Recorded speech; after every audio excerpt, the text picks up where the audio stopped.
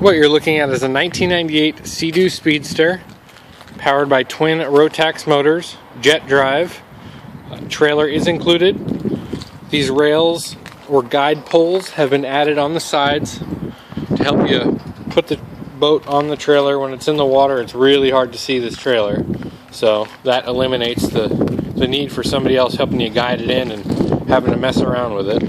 As you can see, boat's in great shape. As I said, twin motors, both jet powered, don't need much water to be going along just fine. It's only been used in fresh water. I've been told they can be used in salt water. This one never has been. As you can see, this swim deck right here was actually coated in bed lining, Reflex brand. This is not a do-it-yourself type of bed liner that you buy at the auto parts store. This is actually a professional bed liner. All the spaces that you would be stepping on are bed lined. That way you don't slip and fall and really hurt yourself when you're on the water. Pull out a stick right there. Graphics are in great shape. There's a little bilge pump where it pumps out of if needed. It's never kicked on for me. Gel coat still in good shape. Hull's in good shape. There is some minor damage just from pulling it up into the sand on shore.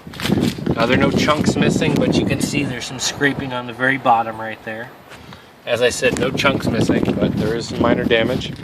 That is an LED light right here. Move on to the upholstery, all brand new. Several of the cushions were replaced.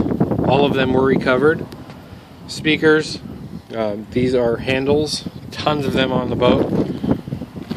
The tower is not a stock tower, it's an aftermarket tower. Those two speakers you see up here, those are kickers. Really loud, there's an amp built in behind the stereo. Sounds really good out in the water. That'll hold your boards right there. More of that Reflex bed liner. Really helps a lot when you're getting in and out of this, because before it was on there we had some serious issues with sliding out off the back of the boat or off the side when you're sitting there, so that helps out a lot. Two little cubby holes, one on either side. They have a little water drain on the bottom of them that goes into the hull of the boat. That way if you have your drinks, you don't have to figure out how to get the moisture out.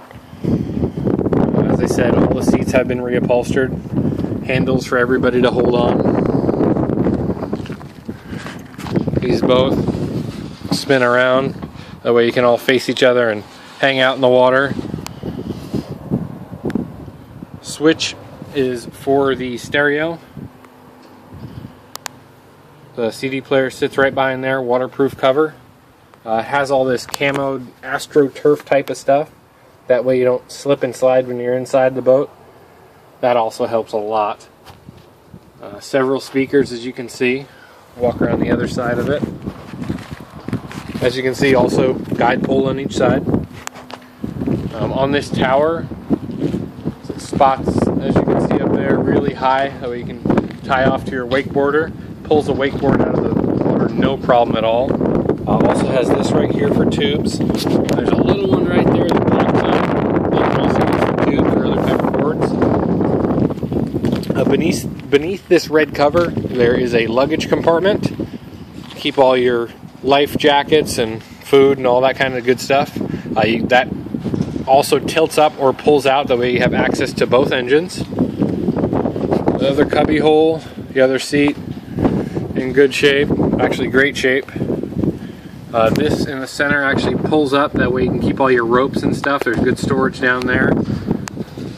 Quite a few cup holders around the boat. There are three of those levers. The two that are folded back are one per motor, so it operates both motors. And this one is for forward and reverse. Okay, gauges. All of them work except for the fuel gauge. All the switches work, lights, horns, that kinds of good stuff.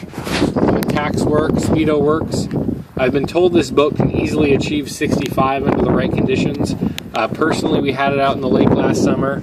Wasn't the greatest weather as far as choppiness. We had 4 people in here and a bunch of drinks and food, probably a total of about 1,000 pounds in here, and we were able to do 54 miles an hour, and that was GPS verified.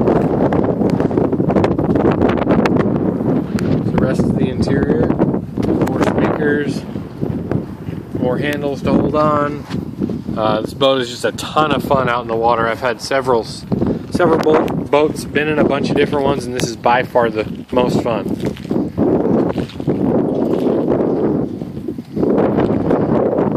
Registration will be 2014 if you're in California. If you're out of state, you can register when you get to your home state. Please let me know if you have any questions. As I said, the boat trailer is included. All the lights work. It accepts a 2-inch ball. The trailer and boat itself do not weigh very much. As you can see here, I got my little Daihatsu pulling it.